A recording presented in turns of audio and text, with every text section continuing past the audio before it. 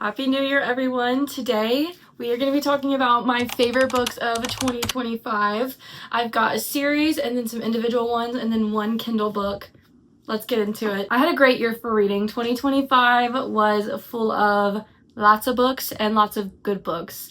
I think I read a total of 119 books in 2025, which is the most books I've ever read. And I did consider my sanity when I saw that number. Yeah. Because I read so many books, there's a lot of them that kind of get lost in the crowd, but the books I'm going to show you today are the cream of the crop, the diamond in the rut, the shiny star of my eye. They are the top dogs of 2025. But most of these books are actually books that aren't that popular. These books aren't books that you might get recommended on TikTok or see on Instagram as often. Definitely something that you can add to your TBR that you might not already have on there, and then let me know if you read them and we can talk about them, because half of these books I haven't been able to talk to anyone about, and I'm gnawing at the bits. The first top book of 2025 I'm going to talk about is actually a book I read in December, so one of the last books to make it onto the list, but she deserves to be here. She's so good. The author is Joanna Baker. She actually is an author that definitely snuck up on me this year. I discovered her in November and I binged her books. I read so many of them, and this one was my favorite one I read out of all of them. I gave it 5 stars. And that book is Otherwise Engaged. I read this book on Kindle Unlimited, so if you have Kindle Unlimited, then you should definitely give it a read. Joanna Baker writes a ton of books in the Regency era, and they're Regency romance books, but they're closed door, they're clean, and they're so sweet. They deal a lot with family, with friends, with finding who you are, with learning to be okay with being different from everyone else, and I really loved that about her books, but especially this one. This book follows our main character Rebecca and our main male character Nicholas Avery. They are neighbors, new neighbors. Rebecca is engaged to this guy whose family has beef with her family, so she secretly gets engaged with him after 2 or 3 days in London, comes home, and now she's trying to learn why there's tea there, why their families don't get along, and how can she convince them that they would actually make a perfect match. But while she's home, she meets this new neighbor, Mr. Nicholas Avery, and they kind of develop a friendship that leads into more than friend feelings. The love story in this book is so sweet, I think specifically because they don't start out as just this intense, passionate lover situation. No. It is friendship, and it is built on friendship and mutual respect, and the way that they are able to confide in each other and become each other's best friends, I think makes their story truly unique from a lot of the other books that I read. A lot of times I'll read books and I'll think, yeah, that couple's a great couple, but this couple had an amazing foundation of friendship that I closed the book and I was like, yeah, they're gonna make it. They're gonna make it. If you're into clean Regency romance books, not only do I recommend Otherwise Engaged, but I also recommend any of Joanna Baker's books. They are all clean and they were all good and they are all amazing. I think the lowest I've given one is maybe 2.5 stars, but that was a novella, so it's not rated the same. Give it a shot. We're gonna go all the way back to the book that I read in February. Let me preface this book. This book I did see on TikTok, so you might have seen this book. This book is for weird girls, okay? If you're a weird girl and you like weird books, I think you're gonna love this book. That book is Fairytale by Veronica Lance. This book is really weird. I'm not gonna lie. This book has paranormal, it has romance, it has horror, it has sci-fi. I don't even know. It has so many genres in it. It mixes those genres together so well and so perfectly. It was a masterpiece, and she's a chunker, I'm not gonna lie. I actually read this on my Kindle and then ended up buying the physical copy because I loved it so much I had to hold her and hug her. This follows our main female character. Her name's Miss Darcy O'Sullivan. She's actually orphaned, but she receives a letter from, I guess, her biological dad saying, you need to come to Fairytale, which is the name of this town, to get this inheritance. She goes there, and things just get really freaking weird, okay? I'm not talking minorly weird. I'm talking weird things are happening in this town, and the entire town seems to be in on the weirdness, okay? And you really have no idea what's happening. Honestly, up until about this point of the book, you are questioning if you're insane. And I think that's why I loved it. I felt what the character felt. I felt her confusion.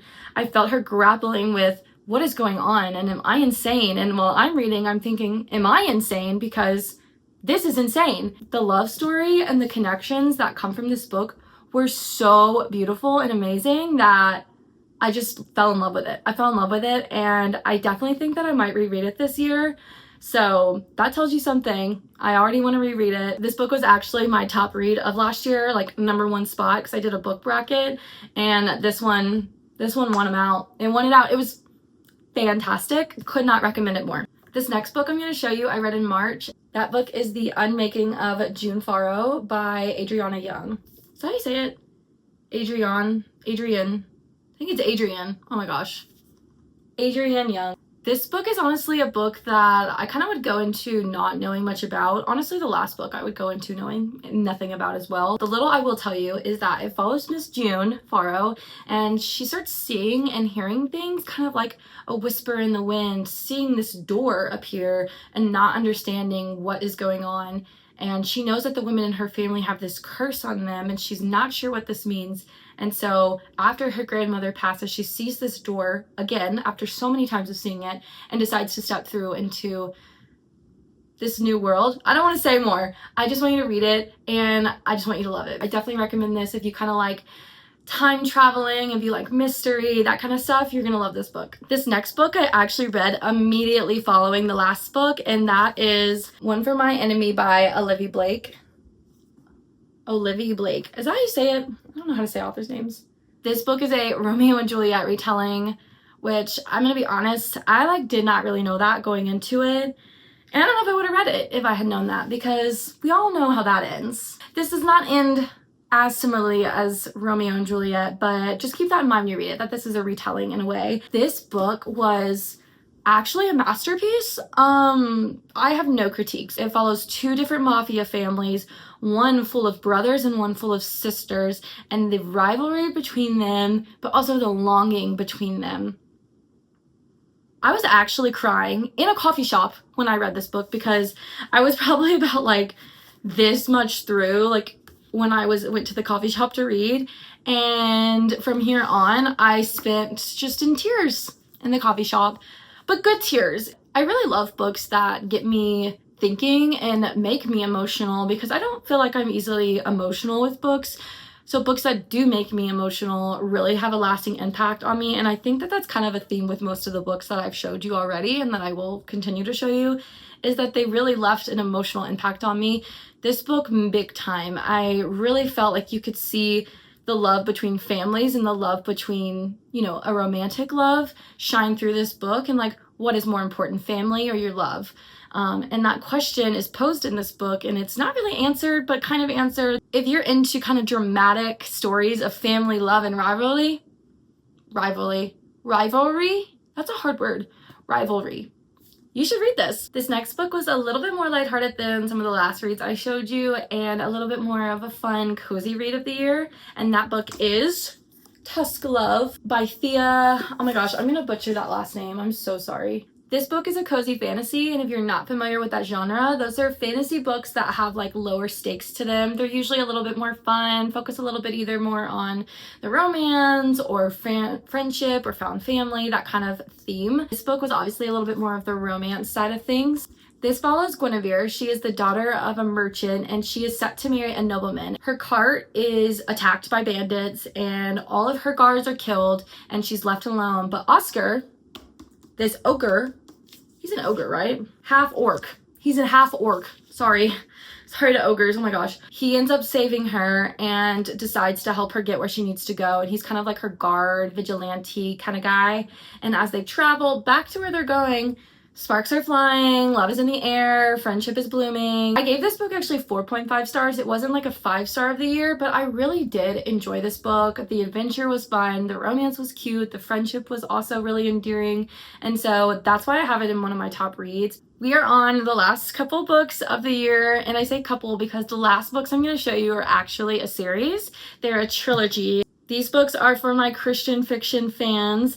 I could not recommend these enough. If you like some Christian fiction, historically accurate, biblically accurate, let me just show you. Francine Rivers. We know, we love her. This is the Mark of the Lion series by Francine Rivers. I honestly felt like I was getting closer to God by reading these books, and I feel like that is such a marker of a good Christian historical fiction book because it was so accurate and so empowering. If you like this genre at all, if you have ever considered reading Christian fiction, these would be a great place to start. The first book is A Voice in the Wind. Sometimes I get a little bit lost in the sauce when I talk about what these books are about. It follows a young woman, Hadassah, after Jesus has just died and been resurrected on the cross, and her family is trying to spread the gospel, and the Greeks and the Romans are trying to kill them for doing this. She gets trapped and is forced to be a maid slave in this Roman family's home. As she is put in the situation where she is a slave to this family, she has to care for their youngest daughter, do what they tell her to do. She starts to use her servitude as a way to spread the gospel in a quieter way, in her obedience and how she serves the family. And through that, she starts to bring each one of those family members a little bit closer to Christ. Not only that, but she has kind of this romance with the older brother, but he is so Roman. He does not believe in God. He does not believe in a Christ, a resurrected Jesus. He believes in the idols and the gods of the Greeks. He also is heavily involved in the arena fights, where they throw Christians in there to be ripped apart by lions. He wants to be with her, but she will not be with him if he is not a believer. The story follows Hadassah as she is in this family, but changing this family, and it follows each one of these family members' journeys of discovering Christ for themselves, but through Hadassah. Like I said, I felt like I was growing in my faith from reading these books. Francine Rivers' writing is just so impactful, and like I said earlier, it is also so biblically accurate. It has Paul in these books. Like, literally Paul is in these books from the Bible. If you're into Christian fiction, you're considering reading anything Christian fiction, I would 1000% recommend these. These are great books to start with. I know they seem hefty, they seem thick, but you're gonna fly through them and you're gonna wish you could start all over again. So those are all my books of 2025 that I absolutely loved, and I recommend that you read in 2026 if you haven't read them already. If you like books and you like food and you like health and you like clothes and you like being a girl, you should totally subscribe to me. I just started my YouTube journey here and I'm so excited to continue it. I would love if you joined me on the journey of that. So like and subscribe, like and subscribe, and come back for more. Thanks for watching, and I'll see you in the next one. Bye!